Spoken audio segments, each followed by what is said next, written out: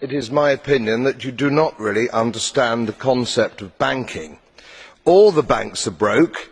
Bank Santander, Deutsche Bank, Royal Bank of Scotland, they are all broke. And why are they broke? It isn't an act of God. It isn't some sort of tsunami.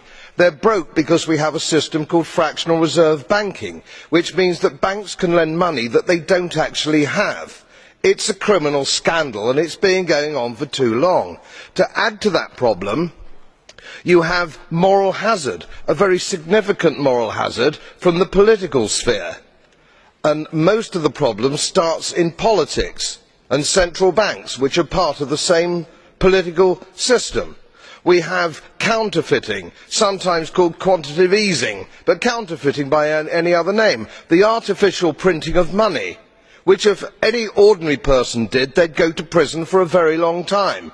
And yet governments and central banks do it all the time.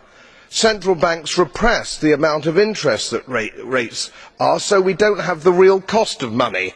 And yet we blame the real retail banks for manipulating LIBOR. The sheer effrontery of this is quite astonishing. It's central banks that manipulate interest rates, Commissioner. And plus, underneath all this, we talk loosely, in a rather cavalier fashion, do we not, about deposit guarantees. So when banks go broke through their own incompetence and chicanery, the taxpayer picks up the tab. It's theft from the taxpayer. And until we start sending bankers, and I include central bankers and politicians, to prison for this outrage, it will continue.